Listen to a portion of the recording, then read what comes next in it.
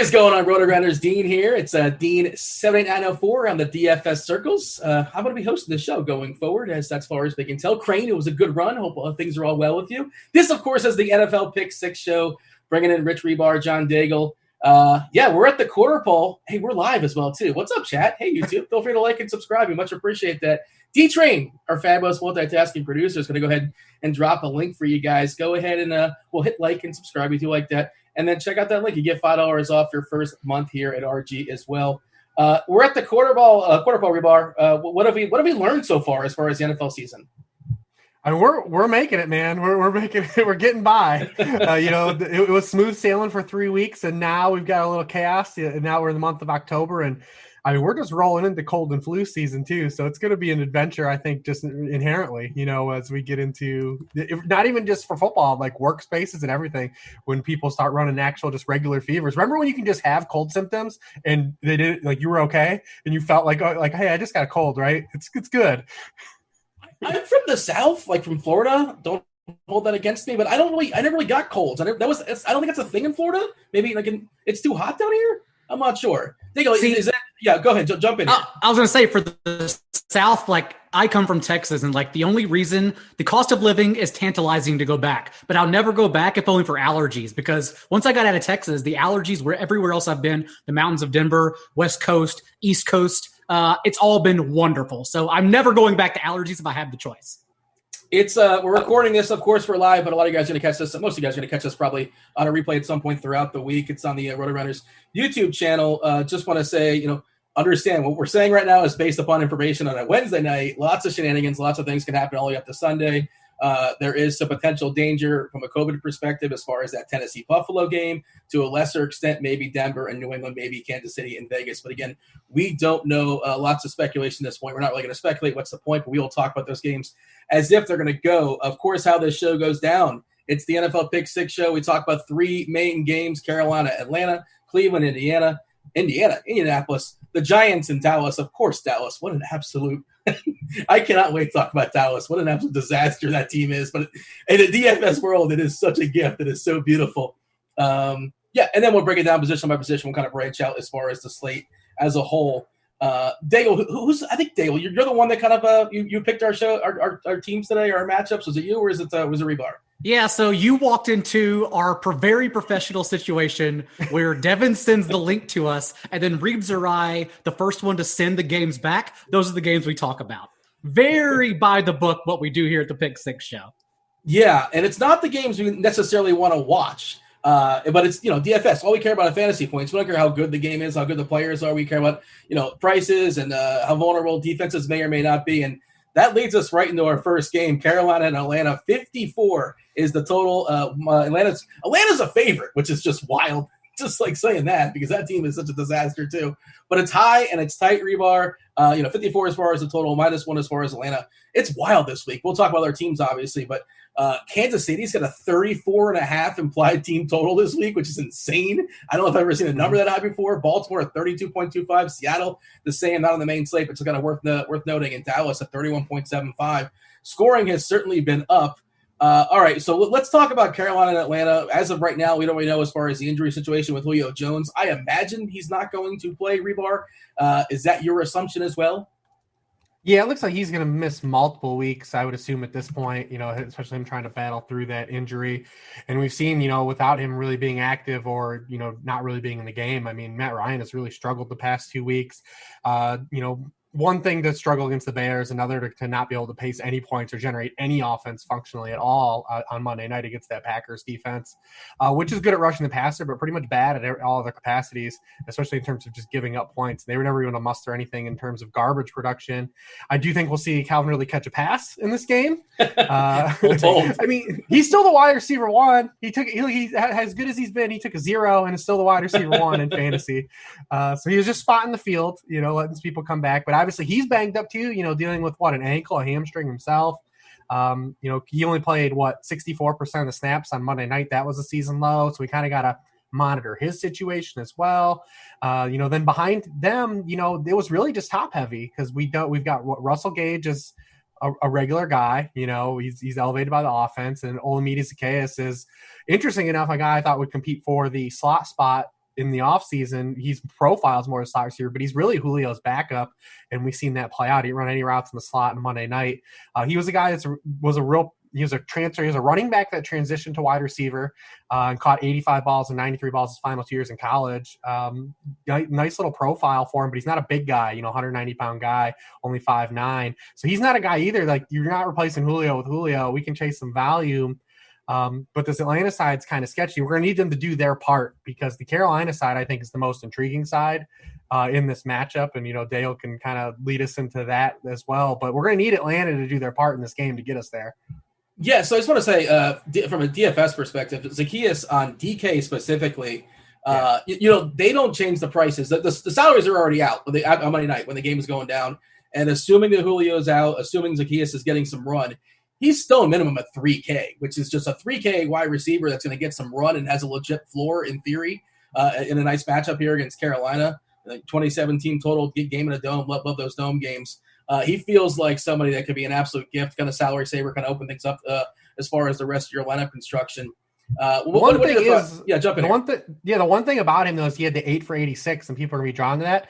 But you also take into context that Ridley had 0 and Gage had 22 yards. I mean, both of those things are probably on the lower end of the circumference. I get the play. The play isn't about him smashing, because he's a 3K guy. It's the same reason people played Troutman last week and what he opens up. But the 8 for 86 also came attached to Gage only with 22 yards and Ridley having 0. What is a realistic expectation if Julio's out? Like 5 for 50? 4 for 40, something like that? I think that's reasonable. Rich touched on it, but again, we know what Carolina is going to do. The issue is with Matt Ryan, what is this offense going to do without Julio Jones? Because essentially 2 weeks now, like, he played the first half. Sure, he was just out there, but Matt Ryan has been the QB 27 and QB 23 the past 2 weeks. So not carrying his weight at all. And although Todd Gurley is second in the league in these past 2 weeks and avoided tackles behind Dalvin Cook, like, we know they're not going to lean on Todd Gurley, who's not even getting usage in the passing game, despite the fact we would like to use him because the Panthers have allowed the most receptions to opposing running backs. Again, that doesn't matter since Todd Gurley's not getting targets now in this newfound only carries role that they've morphed him into the past 2 games. So you just need Matt Ryan to do his part. And I do like spinning Calvin Ridley in tournaments, because remember, we are still only 1 game removed from him having a career-high 34% target share without Julio Jones. And the injury's worrisome, but now, although it's a short turnaround, his ownership will be reduced in tournaments. So I'm fine running out the Panthers offense and Calvin Ridley only to spin it back. The Panthers offense, of course, we can start with Teddy Bridgewater, because it's very easy. Falcons defense has allowed the most fantasy points per game to opposing quarterbacks. And now remember, this Falcons defense may have AJ Terrell. He was on the COVID list. He returned to practice. I'm assuming that means he's going to play, but you never know nowadays with what's happening in Nashville. But beyond that, safety DeMonte Kazee tore his Achilles last game. Darquez Dennard is on IR with a hamstring injury. Keanu Neal has a hamstring injury. Ricardo Allen is looking at a multi-week absence with an elbow injury. And then rookie Jalen Hawkins, who they started at safety last week, suffered a concussion mid-game. So this Falcons defense that was already atrocious is now likely becoming worse, because they're going to be missing 5 starters. So you have to love adding Bridgewater to your Mike Davis and or DJ Moore and Robbie Anderson stacks. So I was just kind of messing around before the show, and what I like to do is to sort of do I like to run a bunch of optimal lineups, right? Just sort of see what it sort of spits out here at RotoGrinders. And I think I actually had the blitz stuff put in there. Derek Hardy's the blitz. And, I put some percentage as far as like plus minus, how it can go different ways depending on in each cycle. And the optimal spit out 3 Carolina receivers. It's like, well, obviously I'm not playing that. DJ Moore, Robbie Anderson, and Curtis Samuel, and loading up as far as running backs. It's just like, I'm not doing that, but that just kind of speaks to how terrible that Atlanta defense is. Of course, the guys are priced down as well too. Can you, Daigle, prioritize who's your favorite amongst Moore, Anderson, and Samuel? I was told Moore is the number 1 guy, but Robbie Anderson says, no, I'm the best guy, and he's doing it every single week. Yeah, so how would we prioritize Moore, Anderson, and I guess Samuel's worth of conversation as well, too? So maybe it sticks, maybe it doesn't. But last week, Carolina ran a season-high rate of 12 personnel, 19 plays, and that reduced Curtis Samuel's involvement in the offense, a season low 47% of their snaps. So I don't even want to play Samuel whatsoever. And the Falcons against 12 personnel this year actually have allowed 11.6 yards per attempt and a 75% success rate through the air. So you would think that leads us to maybe even Ian Thomas. I don't know if the optimizer wants 5 Panthers, but perhaps Ian Thomas, because the Falcons are also hitting the flow chart. But for the receivers, it's funny because they signed Robbie Anderson to be DJ Moore and thus turned DJ Moore into Robbie Anderson with a dot over 12, whereas Anderson's being used all over the field with a 9 dot.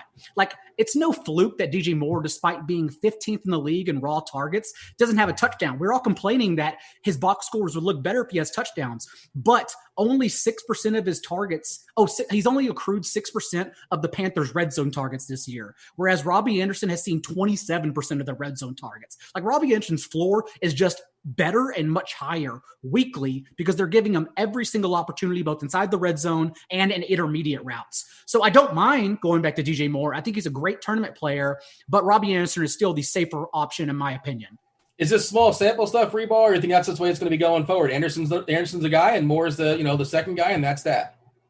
I mean, it could oscillate definitely in season. I mean, the interesting thing is that really hasn't even reversed. It's Anderson's getting everything. Anderson actually has more deep targets than DJ Moore too. It's literally just DJ Moore has been just getting his targets in one section of the field, right in the intermediate routes, where Robbie Anderson's getting short routes. He's getting deep routes. He's getting intermediate routes. He's being used as like a all-around asset, whereas, DJ Moore is kind of just operating in that, just in that X role, period. So, I mean, Anderson's had a high floor. I mean, he's been a top 15 receiver in 3 of the 4 games. He had at least 5 catches in every game. I mean, he's had a higher floor and a higher ceiling. So that's why, it's easier to get drawn to him. I mean, I still see him. He's ranked lower than DJ Moore for some reason still, across the industry. I think DJ Moore is still, a guy you can go back to in this matchup because they played with positive game script the past 2 weeks. He did have the one tougher matchup on the outside as opposed to Moore when he drew Casey Hayward. But he's still running a route on 90% of the team dropback. So, that's still things in it. When you're stacking a game, it's still a role worth putting on. And everyone was on him last week, and he was awful. So we should probably see people not bite the bullet again, and not fall for the trap again or go into it and take that in some stacks too. And then, obviously, Mike Davis is going to be, super popular as well. I mean, he was priced up a little bit, but he's still way underpriced. I think he's probably, $1,200 to $1,500. Too cheap still for where he should be because he's about 80% of what Christian McCaffrey was, a top 10 PPR back the past 2 weeks. He doesn't have the rushing viability McCaffrey had, but he's got 20% of the team receptions, which trails only Alvin Kamara for share of team receptions for a running back. Carolina targets their running backs 47% of the time in the red zone. That's the highest rate in the league. And Atlanta's good against the run, but also bad against the pass running backs out of the backfield. They allow a league-high 19.4 PPR points per game to backs, and 69% of Mike Davis's points have been on receptions. He's got 21 catches the past 3 weeks. So he's a guy, too, that's probably underpriced. Reggie Bonifant just went on IR, so the snaps are secure. I think he'll be popular. I think he'll be a popular cash game guy, too. But this Panther side overall is kind of what people are going to talk themselves into.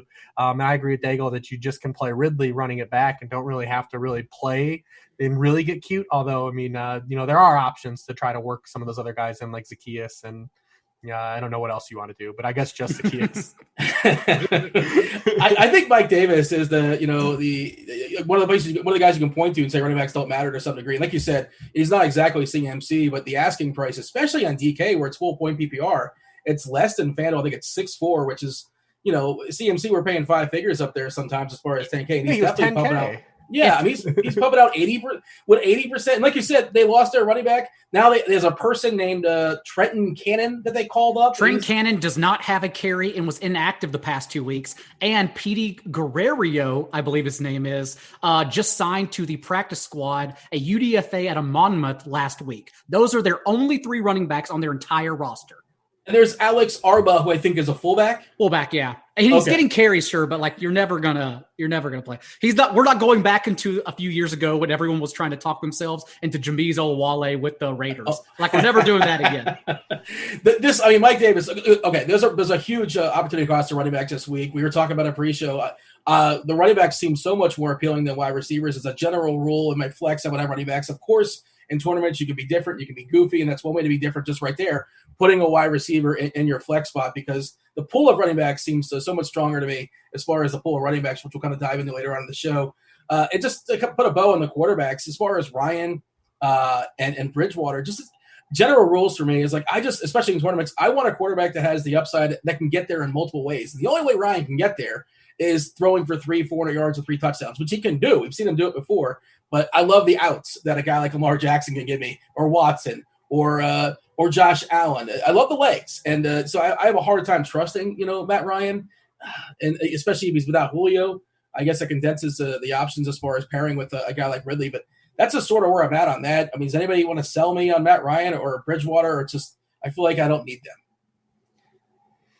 No, not really. I mean, the Panthers also, too, are just like dropping back and playing just like shell coverage. We thought they'd be a bad defense, and they aren't a talented defense at all. And they're not getting any pressure on the quarterback. They're last in the NFL in sacks and last in pressure rate.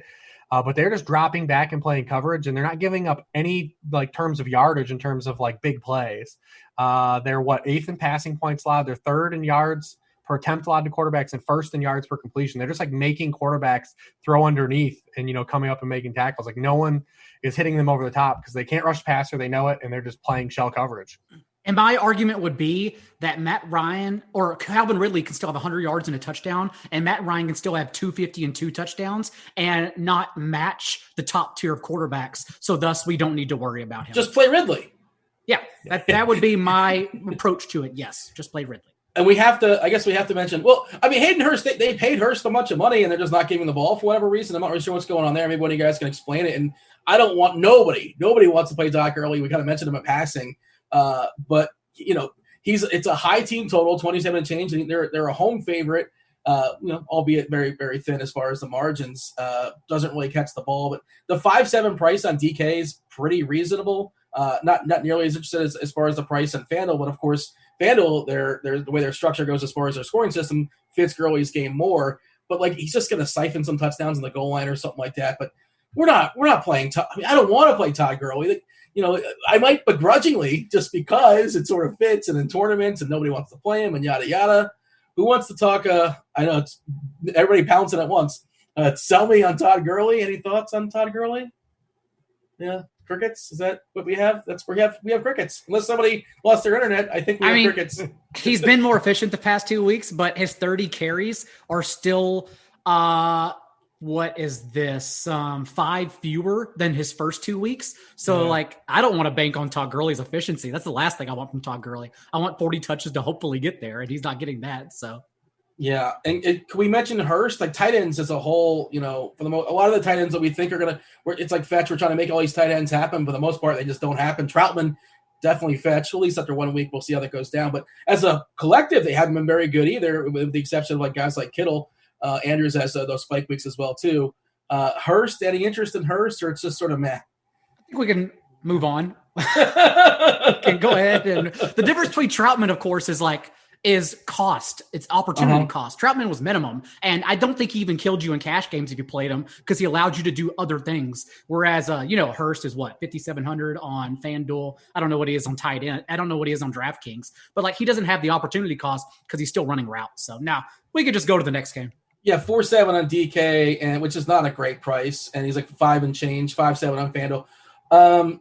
Yeah, and I survived Troutman. I played him. He got a 0. We've seen people take down tournaments with a 0 at their tight end this year because the position's been so weak. And like you said, it's not you don't necessarily roster that guy because you love him. You roster him because he gets you everything else you love.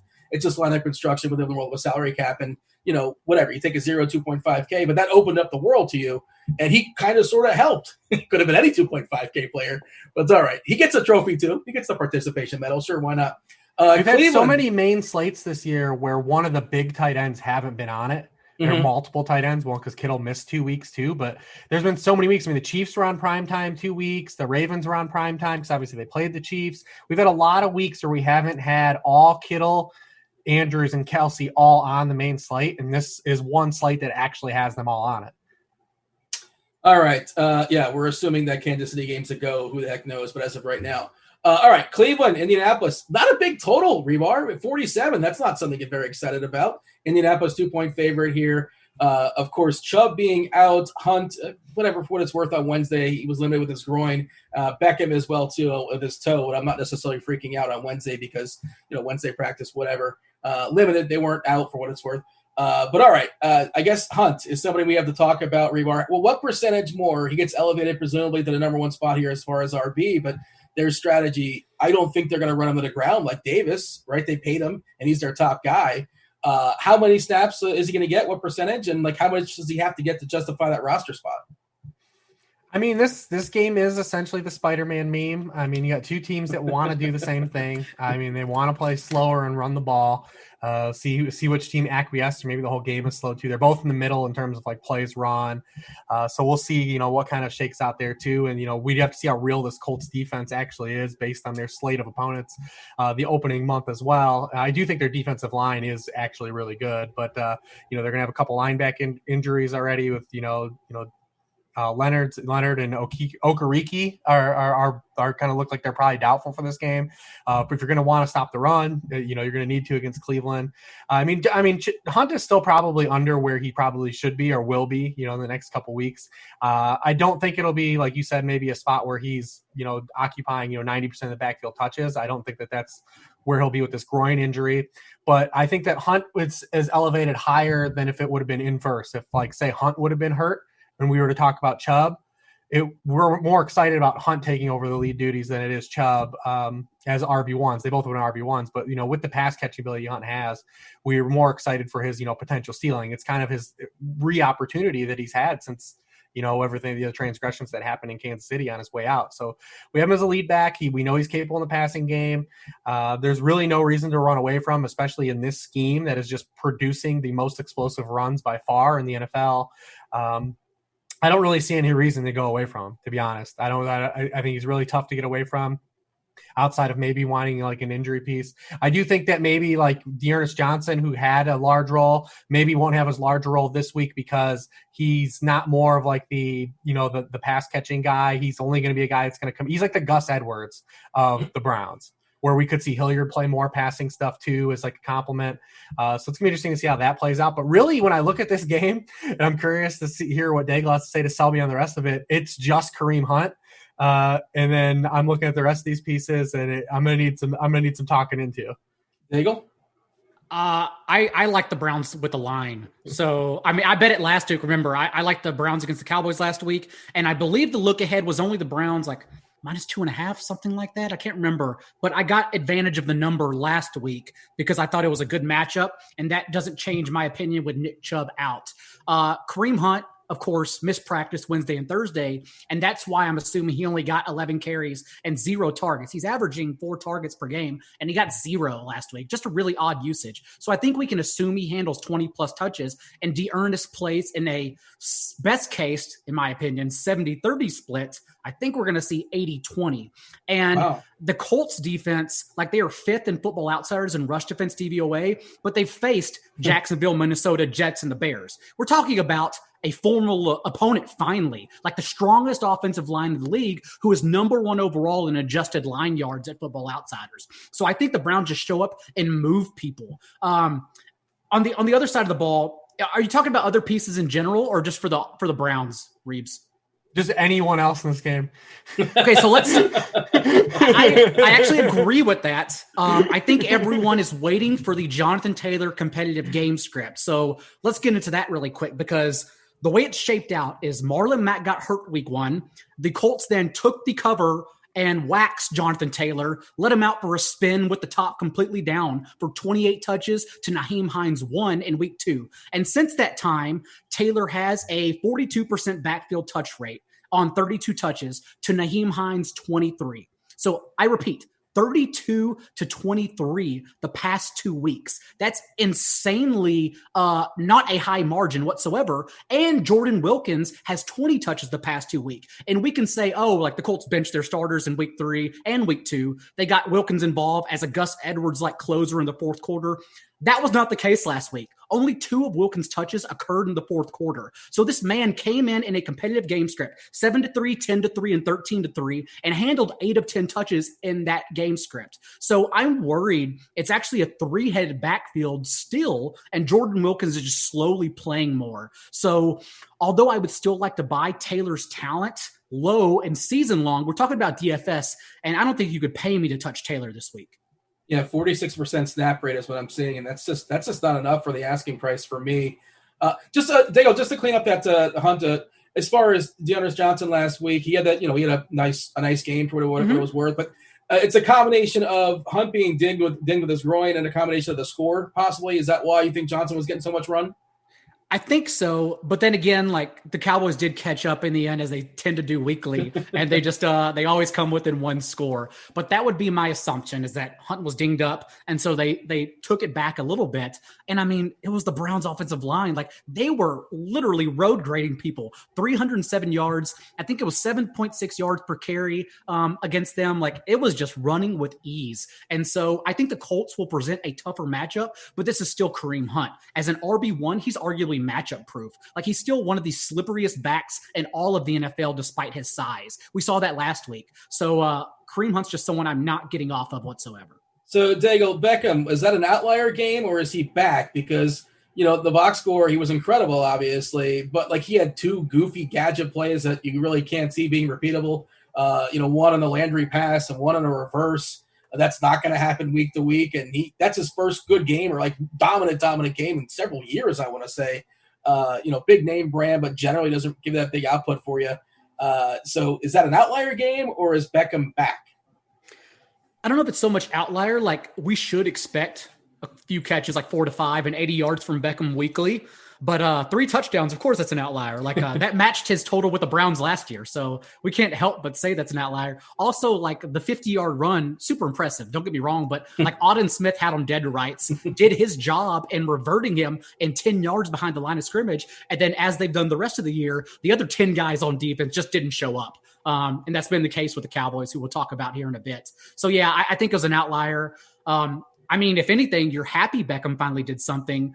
Like Landry's the one here who in season long, you're dead with. Like you cannot start him or flex him whatsoever the rest of the year because you banked on a throwing touchdown to Beckham last week. And if he didn't get there, he just did the same thing he does every week with like a couple catches, 4 catches, 40 to 50 yards. And that's just who he is now. Hribar, you basically like Kareem Hunt in this game. It sounds like you're not really on anybody else. You kind of not wave the rest. Is that kind of how you feel as far as Cleveland, the receivers here?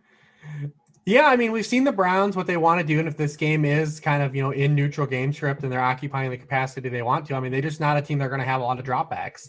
And that's kind of why, Odell's in the same boat. I mean, what we're going to get out of him. He has scored now in 4 of his past 6 games going back to last year. So he's starting to find the end zone at least and show that, but the targets aren't there. He's had, 1 game over the 6 games going back to last year with over 8 targets.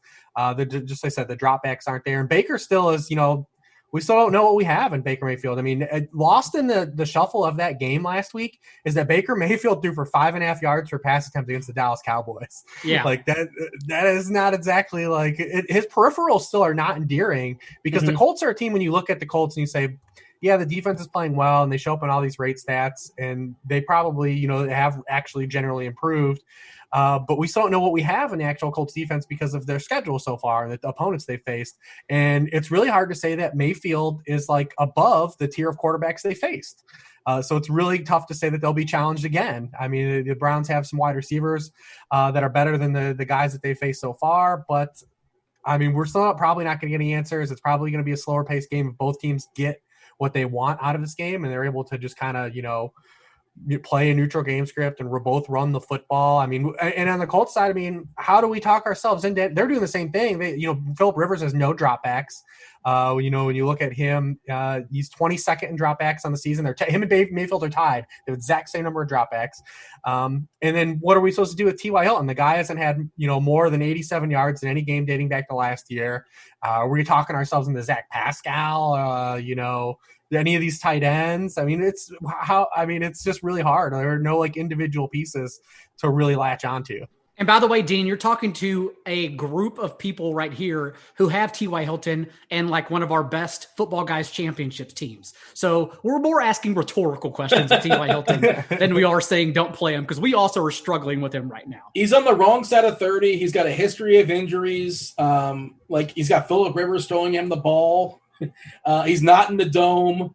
I know he's 4.9K on DK, and that seems really, really cheap just on the surface, but he hasn't done it in a while. It's just not happening. And, I guess he turns 31 next month. I want to say I was going to dig into that, see how old he was. And maybe Hilton's just not the guy we want him to be anymore. He had a good run. I mean, even if you get a touchdown from him, what are the odds? He's got a 25 or 30 in him, it's just really hard at wide receiver to, if you're not, because we're not going to play him in cash because we've already seen there's no floor. So in a tournament, how do we sell ourselves on him being a guy that can really have 150 and 2 or something like that? Because those are the guys we want to play. How do we play him over a Darius Slayton? How do we play him over a Will Fuller? It's just really hard to make the argument. Especially because the last 3 weeks, 3 wins, by the way. So I would not expect him to change it. Rivers has attempted 25, 25, and 29 passes. He attempted 46 throws in week 1, but they of course lost that game. So they're not going to change what they have right now. And the grandma narrative failed. Your grandma calls you out. The Grammy narrative. And you still can't get there. That's it, right? We got to move on. I don't know. But I suppose you can kind of talk yourself in. Watch an old film of T.Y. Hilton on NFL.com or something like that. But I don't know, man. I'm not ready to write him off just yet. But it sounds like you guys are not encouraged, and I'm not encouraged either. But he is kind of interesting for that price, but again, the opportunity is not way there. Maybe he can get loose once, but anybody can get loose once, I suppose. Like you said, the upside, it's just not what it used to be. Let's move on to the Giants and the Cowboys.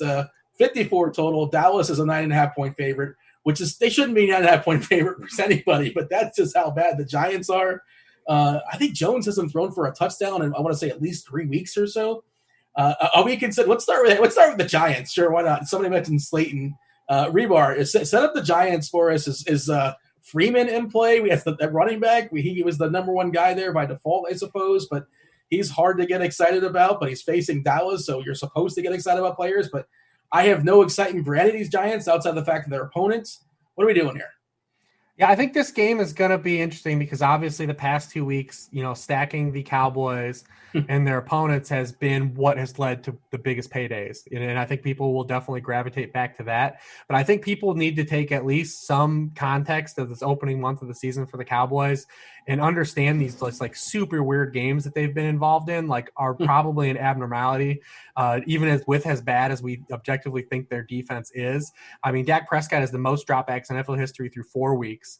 They have led for the fewest amount of snaps in the NFL, so they've just consistently trailed. We do know they want to play fast and they're going to be aggressive, and it's a good offense we want. But I mean, none of us also believe that Dak Prescott is going to throw for 7,000 yards this year either. That's just not going to happen. And I think this is a good spot to game theory off of this game in this stack. I mean, just because it's going to be so popular because it's won so many people so much money, but as 9.5-point favorites, the Giants side, we have to completely elevate. We didn't have to do that the previous 2 weeks. Even with the Browns, we didn't have to do it with the pieces that were played. You have to just go match up foot forward with these giant pieces. There's nothing they have done on the football field so far that has made you want to play any of these guys. They have 3 touchdowns on 39 possessions this NFL season. They have scored 1 touchdown in their past 28 drives. Sure. Do I think they'll score a touchdown this game? Yes, I do. Do I think that they will score 40? I do not. There's a potential here. And like I talked about, with Baker Mayfield, the assumption is that the Cowboys are a free square, but Jared Goff was the QB 29 against them, and Mayfield threw for 5.5 yards per pass attempt. I think the Cowboys can still rush the passer a little bit. The Giants still aren't protecting Daniel Jones on any level. I think the only piece that I can really talk myself into that I think is like a objectively just good play all around is Slayton. Just because of the opportunity he has. I mean, since Shepard's out, he's at 18%, 19% of the team targets. We haven't seen the results fully fall through because no one's done anything on the team, but he's got a 13.2 average depth of target. He leads the team with 37% of team air yards. The next closest player is at 14% at Evan Ingram. And then Dallas has really struggled against lead wide receivers and then vertical targets where Slayton, is going to operate. So, I mean, he's the one guy that I think is a good play, especially for his price and the upside he, possesses. But the rest of this Giants, you have to start with the matchup first. And that's always a sketchy area. Anytime you have to start with the defense first and then saying, well, the defense is going to allow this to you. It's a real gray area. We've all died on that hill. I think Daniel Jones is super cheap. He's fine as current play, but I think he's going to be more popular. I think he's going to be pretty popular, and I haven't seen projected ownership. And I checked before while Daigle was talking a minute ago, and I still didn't see it up at RG. But I'm curious to see at 5.4 what he'll be owned because there's a chance he could be over-owned. I think he'll be popular. Yeah, I look forward to it as well, too, before we get on air. And, I imagine our ownership will be up on Thursday. Again, if you guys are just jumping in, well, I don't know if you're just jumping in, but we are recording this on a Wednesday night. I don't know why you would just jump in and say, let's go to the middle of the show. That would be kind of weird. But, I thought you were going to say Ingram as far, Slayton and Ingram seem like the two most appealing options. I don't think I want to mess with Freeman. And we talked already about the big opportunity cost as far as running back. We like a lot of running backs this week. And, Freeman can be perfectly fine, I suppose, as far as getting that quote-unquote value, which I don't like that term. I don't like how we talk about that and getting you 3X depending on where you're shopping because there's so many other factors that are involved in that. And if your guy's 10K, 3X is different. If a guy's 3K, so let's not dig into that stuff. Daigle, the Giants, and that was an interesting point because it's if the biggest selling point you have is not how good the player is, just this is who they're playing, that means they're probably not good. Yeah, Golden Tate has 13 targets the past 2 weeks without Sterling Shepard, but his ADOT is 4.5. They're just getting the ball out to him. That's it. So I, being the guy who typically swallows the air yards, don't care about the floor. I try to chase winning, even though that has not been the case the past 4 weeks just yet. We're still trying to find our stride here. I would still go Darius Slayton this matchup. I'm intrigued though, because we know, Rich said it, we know Dak isn't going to throw for 6,700 yards. I think Zeke is terrific leverage off the Cowboys passing game. And then I don't mind the Cowboys defense because this Giants offense is still averaging 4.6 yards per play. Right. And Daniel Jones is taking 14 sacks in their first 4 contests. So it does make sense that, of course, the Giants could carry their weight this game since it's finally a good matchup. Cowboys defense has allowed 36.5 points per game and is actually on pace for the most points in franchise history by 148 margin. They're clearing franchise history records. At the same time, though, we know Daniel Jones turns the ball over. Like I just said, we know he takes sacks, and we know Jason Garrett is still running this offense. So I think you can correlate Zeke, who has out-touched Tony Pollard 93-12 on the entire season, and out-touched Tony Pollard last week 20-4, despite Pollard playing a season-high 25% of the snaps. Doesn't matter at all. This is still Zeke's backfield. And so you can correlate those two to also gain leverage off the Giants' offense if you don't trust them, and the Cowboys' passing game, which everyone's just going to out of a habit now. Anybody in the Jason Garrett revenge game? Is that a thing? I don't think. I mean, unless it's like Jerry Jones getting revenge on Jason Garrett for screwing the franchise up for 10 years. I don't think it's a revenge game at all. Yeah, I mean, I just don't think anyone is properly valuing the Cowboys passing game just based on the amount of absurd volume they've had. I mean, the most dropbacks in NFL history through 4 weeks, like I mentioned. But when you look at the actual target shares for these guys, there's a big difference when Dallas starts to have 35 pass attempts in a game versus the 55 they've been having per game. I mean, CeeDee Lamb has just been at 11% and 12% of team targets. Those 6 to 8 targets he's getting in the 55 dropbacks games turn into 4 and 5 real quick. And the same thing with Dalton Schultz, who's had a similar target share the past 2 weeks. But when you're throwing 55 times, 12% of targets look real good, right? It gets elevated, it gets pumped up. I do think that Lamb is for the price and where he occupies, in the slot, 93% of his routes are in the slot, and where the Giants have struggled, because James Bradbury has played well. I don't know what the non-tackle attempt was on Cooper Kupp was. I don't know what he was doing on that particular play, but he has played well this season. I mean, he wasn't guarding him either. He just should have made the tackle. Cooper Kupp didn't even juke him. He just ran a straight line.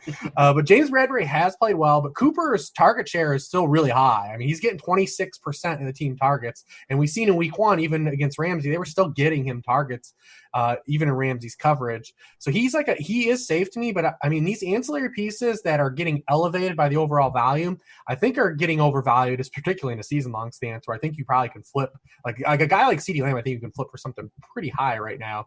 And it's not a guy I want to run away from. We know that this offense is a carnival, and we want to have piece of the Cowboys. We wanted it coming in. But like, there's a difference between like 35 to 40 dropbacks and the amount of absurdity there had this opening month and the context that has kind of give to the raw totals of these guys. I love Zeke as a pivot off the passing game, guys. People just want to keep playing these guys. It's won everyone all the money the past 2 weeks. That's why I haven't won any money, because I've tried to been fading them. I've been wrong both weeks. I'm all about embracing the good chalk, so I've been doing pretty well with the Dallas offense, some of their opponents as well. Zeke, I would imagine, is going to be a cash game staple this week. They're 32 team total, 9-point favorite. I know their lines had some issues. Smith's been in and out. Smith, I expect, is going to be back. So I saw somebody talking about how he didn't look particularly great out there. I'm not somebody that dives into like breaking down offensive lines. I can't tell you. I'm not savvy enough to dig into that film. But and they also lost a couple other guys, like their center who hasn't taken a snap the whole season long. But the tricky part with Dallas and pairing him in tournaments, like you said, is like it's Seattle, in theory, I'm told they basically have 2 options. That wasn't the case last week, but it's much easier to figure out, is it going to be Lockett or DK, as opposed to, is it going to be Cooper? Is it going to be Gallup? Is it going to be Lamb? Is it a Schultz week? Maybe Wilson pops up and does something. Trying to get the exact boxes, which 2 is the guy to kind of pair him with. And then you combine that with the fact that, as you're talking about, Hribar, the opportunities probably are not going to continue the same going forward. We're not going to have this many dropbacks. We're not going to have this many passes. It's just been a goofy 4 weeks. It's just how things go down. Well, I think that's why everyone is upset at Gallup and season long as well, and taking these L's in DFS whenever they play him, because he's only boomed 1 time. But the issue is the guy is seeing fewer targets than last year, right? His target share trails Amari Cooper and CeeDee Lamb and Dalton Schultz, honestly. But there are more options now in the passing game. Thus, he's seeing few opportunities, and the opportunities he has, he is not only a high on the team in air yards per attempt with a over 17, but like he's 3rd in the entire league. Only Marquise Brown and Marquez Valdes-Scantling are seeing deeper throws than Michael Gallup per target. So he's also being asked to catch in these like harder to catch balls, first of all, on fewer chances per game. And that's why it's so volatile. And that's why he either won you money against Seattle, or the other 3 weeks he left you like in the dust with just an egg in your hand. Does anybody want to stand for Dalton Schultz? I know people like Jarwin at the beginning of the year. It feels like he just kind of sort of stepped in and taken over that role. He's getting plenty of targets, a couple touchdowns he's got in the box as well too, and not as sexy as name, at least to my knowledge, as far as his pedigree.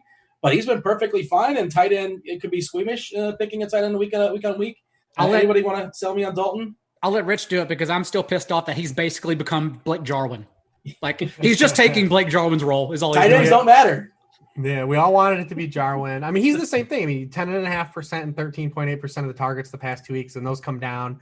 It turns into 4 or 5 targets. But the one thing about him is, like you mentioned, is near the paint. I mean, he's tied with Cooper with 8 red zone targets so far in the season, which gives him kind of that scoring upside still, which at tight end, if you get in the paint, you're basically flirting with a top 10 option just by default of scoring a touchdown, given the construct of the landscape of the position right now. So, listen, when I approach this and my take here is I'm not down on the Cowboys offense by any means. I just think the absurdity of the volume they've had it has to regress at some point, and them being 9.5-point favorites against the team that scored 3 total offensive touchdowns seems like a real good spot to get some handoffs going. That's what happened last week, Dean. You weren't on the show, but we talked about. I said I outright like the Browns to win, and that happened. But it happened in the reversed way of what I thought would happen. Like I thought they were going to dominate on defense, and the Cowboys' passing game would regress in week 3. I would imagine week 4. I imagine we see that this week. I could be left stuck with nothing in my hands with Zeke and the Cowboys' defense, but that's who I like in this game. And it almost happened. I mean, listen, that game was 41-14 going into the fourth quarter. Yep. Like, it was just hell broke loose, man. Like, hell broke loose. But the Browns, like, because they were throwing up into that point. Like, no one's like, the fourth quarter, it all started to click and it came together. But there was a 2-quarter period where the Cowboys were still doing that same stuff, and it was not working. They're an onside kick away from 0-4. Like, this may not be a good team. Turns out Mike Nolan can't call a defense. Go figure. Well, they're only 1 win away from winning that division, right? Isn't that it's like 1-2-1 is Philadelphia leading the division, if I'm not mistaken? It's a disaster. Whenever one of the coaches in your division says we're making the move to Kyle Allen to win the division, that's when you know how bad the division is. We're going to talk about the Kyle Allen thing, which is so weird. I mean, DK I do think they can rush the passer, man. I do think the Cowboys can still rush the passer if they so choose to. Dallas minus 9.5. Anybody want to take a stand here from a Vegas perspective, or no?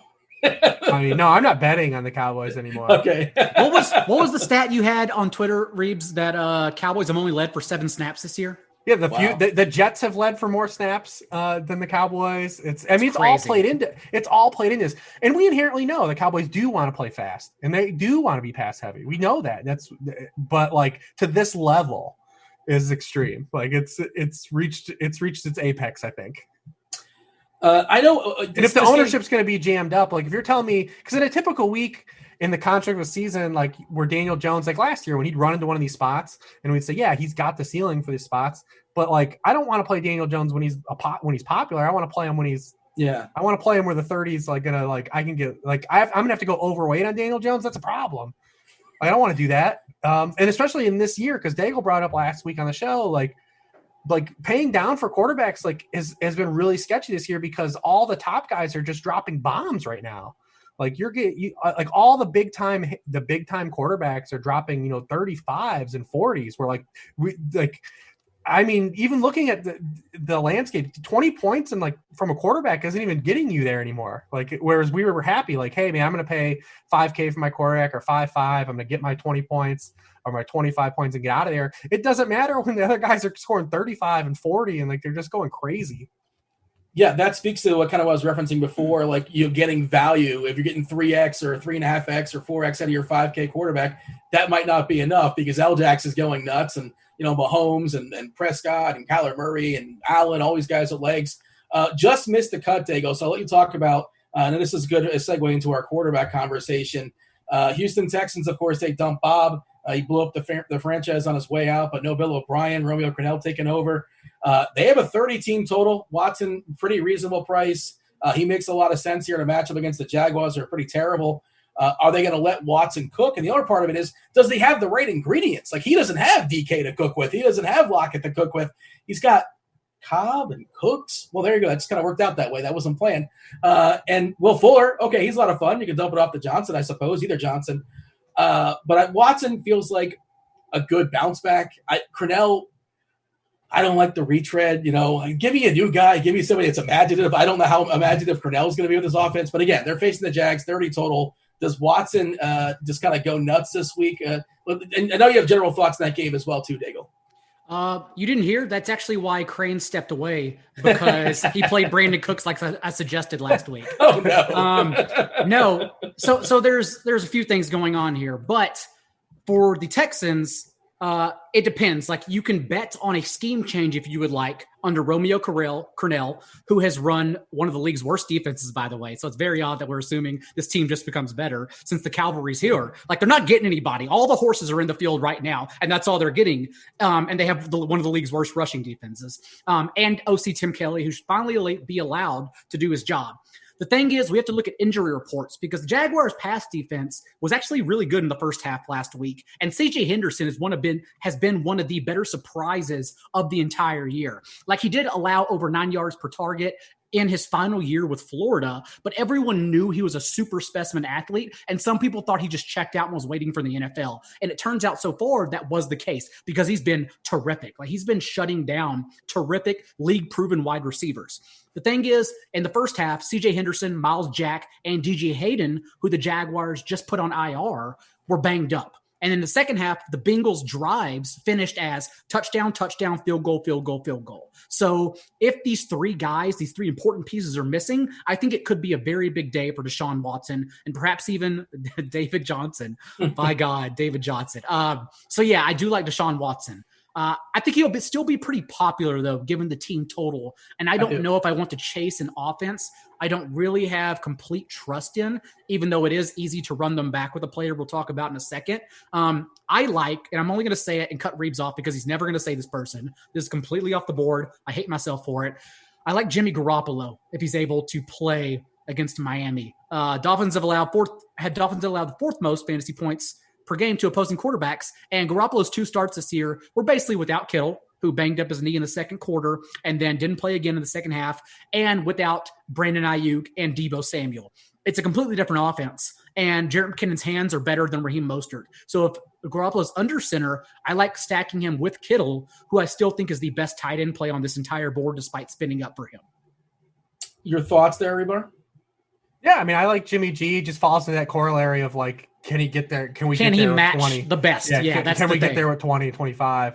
But I love him as a play. Do they need to? Is kind of my question. Like, does San Fran need to like go all out, especially if Jimmy G's kind of sort of banged up to some degree? I suppose they wouldn't throw him out there if he was not 100% and they have Beathard, Beathard. So yeah, I'll say like I'm a sucker though for playing guys off injury. I played Tyreek Hill when he came off injury last year. I played Kenny Golladay when he came off injury against the Cardinals. I will play Michael Thomas in the showdown in the captain if he plays Sunday night or Monday night, whenever the game is. I just like playing guys off injury whenever they're limited throughout the week because that tells me they were only held back in practice and should be good to go in the game. So that's the way I treat injuries. And if Garoppolo plays, I imagine it's not out of necessity since this is still a team getting it done week in and week out. It's because he's good to go. Rich? Yeah, I mean, I don't have any pushback on. Go somewhere else. We don't need to talk about Garoppolo anymore. Yeah, I mean, L-Jax, Mahomes. We talked about Prescott. Josh Allen. Is he going to keep what he's doing going forward as far as the passing yards? Of course, he's got some legs as well too, especially by the goal line. Who are the quarterbacks you're looking at? And we kind of mentioned them in passing. And this is a DK specific play as far as Kyle Allen taking over the. Look, I don't want to play Kyle Allen. Nobody wants to play Kyle Allen, and I don't really know why he's taking over, to be honest, because he's not a part of that future there in Washington, I would imagine. But he's 4.1K on DK, and there is a big opportunity cost now to quarterback because there are all these mega quarterbacks there to go absolutely nuts. So you got to get there in other spots, got to make up the difference. But at 4.1, I think it's at least worth mentioning. There's a person throwing footballs for 4.1K. Yeah, I mean, I think the biggest problem is like, where do you have to pay up? Like, there's no trouble to get to the plays you want this week because wide receiver is in the situation we're in. One, Michael Thomas hasn't played, Devontae Adams hasn't played. It's really been DeAndre Hopkins and kind of a wide gap. I mean, you have Tyreek Hill out there, but like we haven't really been forced to like chase guys. And we've had so many running back injuries that even the top running backs have kind of oscillated and moved around the board a little bit, and we've had kind of cheap options. So, I mean, even when you get that, when you say, yeah, I can get Kyle Allen or at this 4-1, I mean, it's not hard to get to the other plays you want. So, I mean, it's interesting. Like, you might have to just play expensive guys that are priced up there for, kind of the reasons we're bypassing them. It's kind of tough. I mean, like, do you want to just get out, like, I guess Allen Robinson is on the main slate, but, that tier of receiver, I mean, it's easy to avoid those guys. It's just tough because, I mean, you can play all the guys you want already. This is when Rich, though, Dean is fitting in because he's already mentioned the bad quarterback of the week. Like I don't want to play him. I have to point it out because of the price. I don't want to play that role. Trust me, I don't like that nonsense. I don't want to play that. But you got to mention Mitch Trubisky was mentioned the last 3 years on this show. Now all we need to know, Dean, is if you drink wine in your ice in your red wine, like, and then we're good to go. We're off to a start. I don't drink wine. Yeah, I'm not. Okay, that's fair. That's fair. I meant ice, not wine. We're going to exclude you now from the show, but it's okay. And like you said, like the difference is like what it gets you. And if it opens up a guy like, say you have the combination of Ridley and Hopkins, if both those guys go for 150 and 2, and that can make up the difference, I suppose. And that's kind of opens it up. But, obviously Allen needs to put up like at least 17 points, which I think he's capable of doing. I don't know what his ceiling is. I don't know why they're swapping him in with I don't know what's going on in Washington, but. And they're not that far out of the lead because that whole division is sort of terrible. Other quarterbacks that you're looking at, Hribar? I mean, we pretty much covered them. It's like I said, those big dogs. I think Teddy's fine, and then we touched on Daniel Jones if he's going to be owned. So I think that pretty much covers it. I am interested in just the Chiefs in general because they've been off the main slate. 3 of the first 4 weeks they've not been on the main slate. So and people have some skepticism of whether or not that game will be played. At this point in the week, so they might just be like out of people's minds. In general. And it's a great spot for them. You already mentioned their team total against the Raiders team. I mean, Clyde Edwards-Helaire I think is in a great spot. He's a great pivot off of a guy like Kareem Hunt, if the ownership's going to be suppressed. I'm just real curious to see, projected ownership because the Chiefs in general, like I said, they haven't been on the main slate just once so far this season.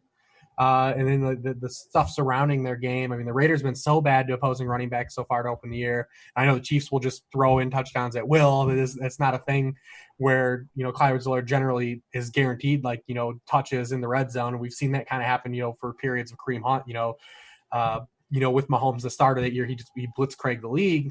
But, you look at the Raiders, they've allowed, 49.2% of fantasy points against them have gone to running back. 62% of the touchdowns have been rushing. It's Clyde Edwards-Helaire just came off of a 3-game spot where he faced the Chargers, the Ravens, and the Patriots, who are all top 10 against running backs. And he had 20 touches for 98 yards per game in those games.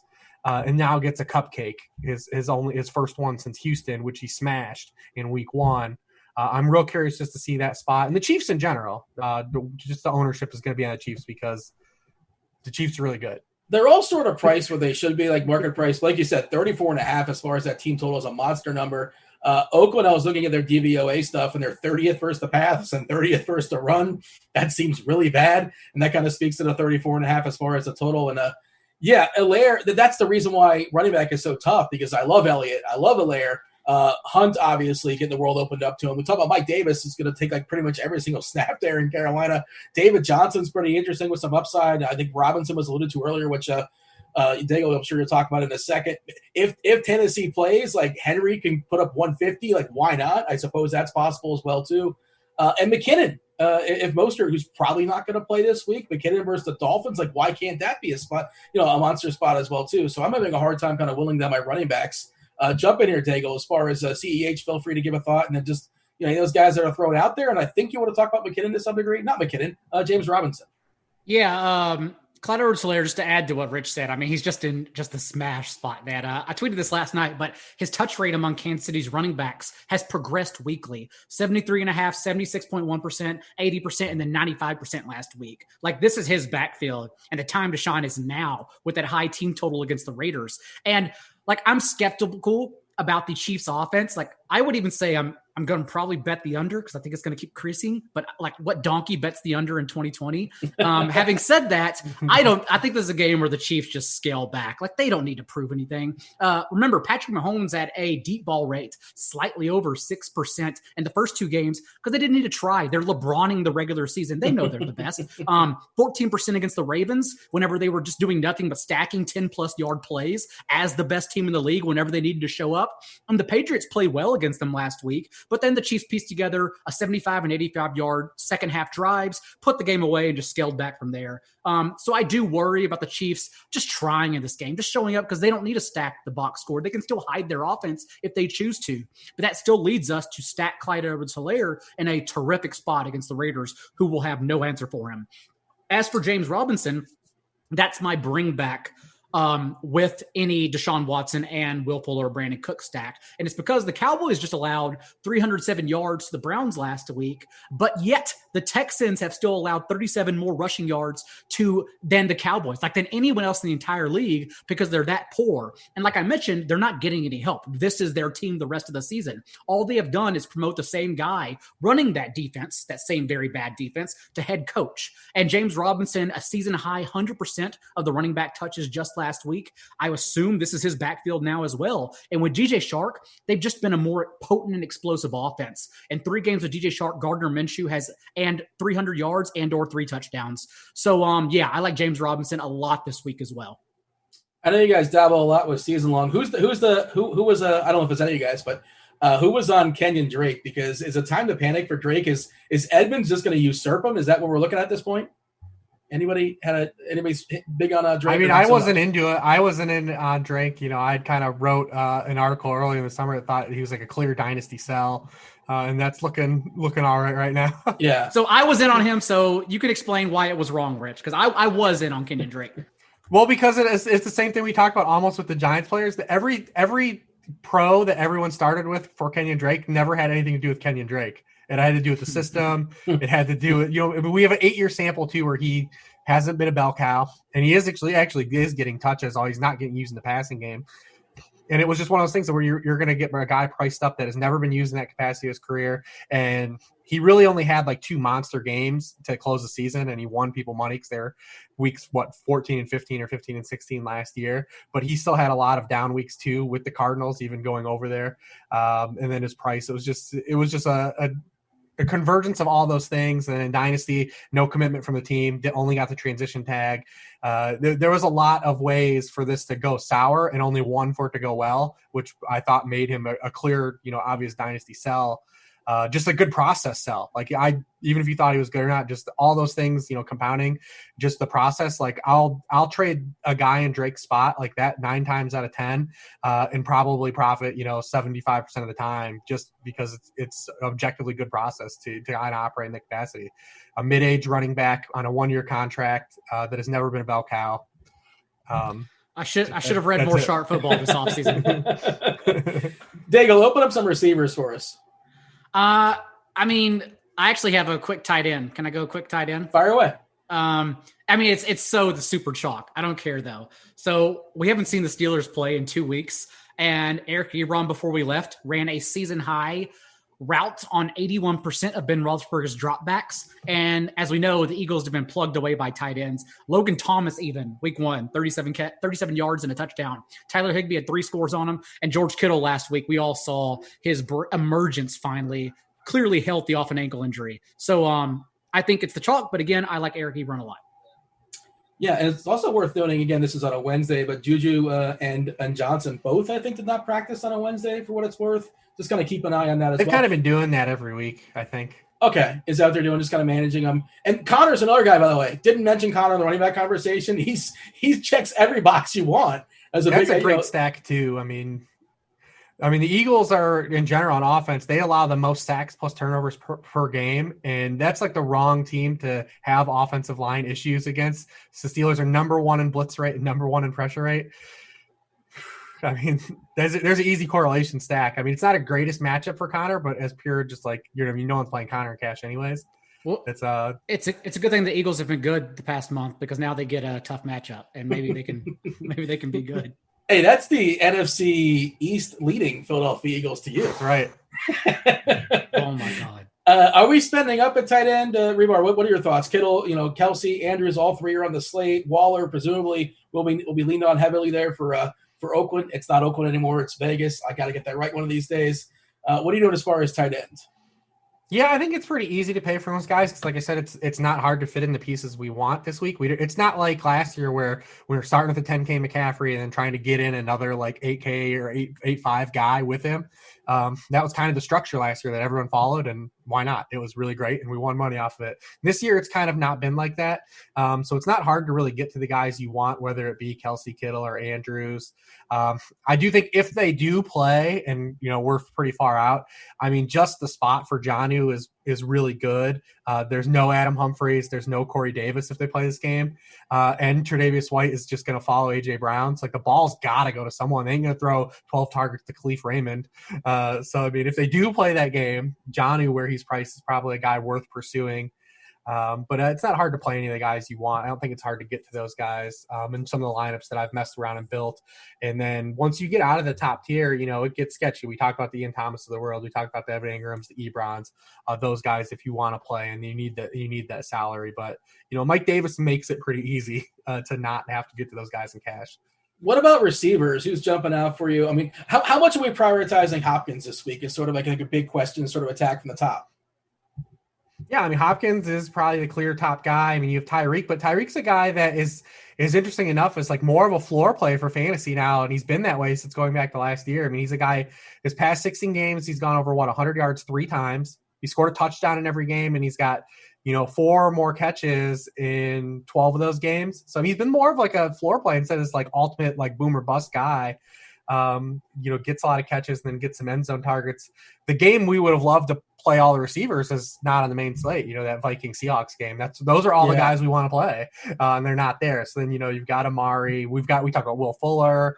DJ Shark. If we were going to pick that game out, that probably would have game Laviska Shenault is a little interesting off the game he had last week. We talk about the Carolina guys. I think all those guys that we touched upon are play. Marquise Brown is in play again still too. He fits Daigle's like corollary, what he looks for in a play. Air yards. So taking zeros, buddy. All those guys. The Daigle taking zeros model. I'm fine with that. Also tackled at the 1. Where's that model too? Yeah. I think it's interesting because we also have some cheapies. Like the same reason you would play Damiere Byrd on last week's slate. His price didn't change because it was a Monday night game. You would play him again, still leading the Patriots in routes run per drop back in every week. And then, again, like Rich said, a long ways away, but Khalif Raymond is there for us. And the Titans likely won't have their top 3 receivers. And Khalif Raymond is a guy I've always liked because he's basically just KJ Hamler who's healthy. He's a deep ball specialist. And we're 2 weeks removed now from him having 3 catches for 118 yards. So I'd play Khalif Raymond as well in cash games and just take that low floor and then build out the rest of my lineup. Do you prefer Raymond or the receiver for Atlanta? Why am I forgetting his name now? Zacchaeus? Yeah, Zacchaeus. Zacchaeus is 3K. Zacchaeus, I don't know how you pronounce it. I would go Raymond. Like I said, Raymond and Isaiah McKenzie are the 2 guys who I should have no business liking as football players, and I think they're like 2 of the best players.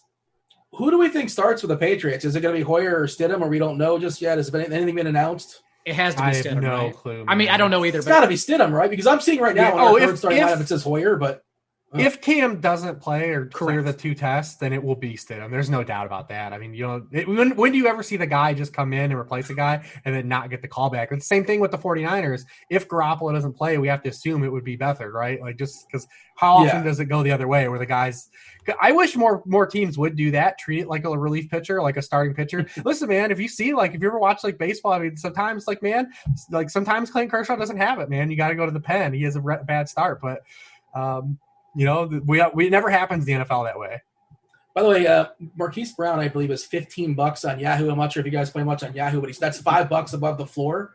That's a really, really good price. And Yahoo is very reflective based upon what they've done for you lately, essentially, just the way their pricing is. So I kind of took a glance at their stuff earlier today, and that seems like a really, really good price. I like Brown a good bit. Let's step aside, unless you guys have anybody else to fire away. Anybody else you want to throw to people? I think we've done enough damage talking about football.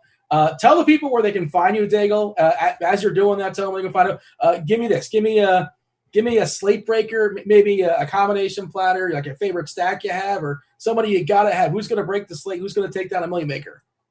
Oh, you just put too much pressure on me, man. I like Zeke and Cowboys defense. I'll just go with that correlation. And you don't need to run that back with a Dusty Giants player, even though, they could shoot out for sure, but I'd like Zeke and Cowboys defense. Also, you can go to rotoworld.com/edge if season long is your thing. You still have 2 to 3 months of season long rankings left. If you're 3-1, 2-2, use the code Daigle10. Yes, you can have the privilege of typing my last name to get a discount. And then also subscribe to the RotoWorld Football Podcast.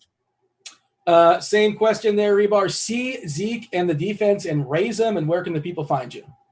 If I had the answers to who was going to break the slate, I wouldn't be doing this. I just do it on my own, man.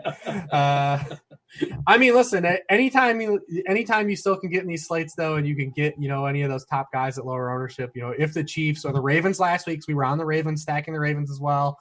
Anytime you can get those guys coming off of a spot. So, maybe it's Kyler this week, in a letdown spot coming last week. He gets the Jets this week, a Kyler Hopkins type of stack.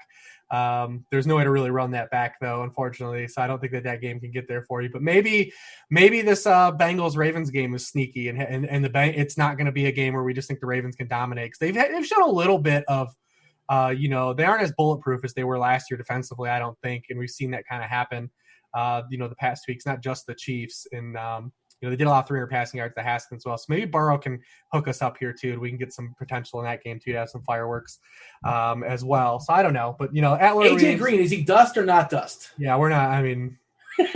Somewhere in the middle. Was never on that train. Yeah, and we've seen T Higgins is roles expand. So T Higgins might be the guy we run back. Maybe we go with T Higgins. It's the upside play there. But yeah, sharpfootballanalysis.com. Read the worksheet. All right, that's the show. Much appreciate you guys watching. Please do subscribe as well. Check that link there in chat if you guys want to get $5 off your first month here at RotoGrinders. That should be dropping momentarily. Devin's all over it. Thank you, Devin. Thank you, Rich. Thank you, John. I was Dean. Enjoy your football this week. We're out of here. Hopefully I didn't ruin it. We're out of here.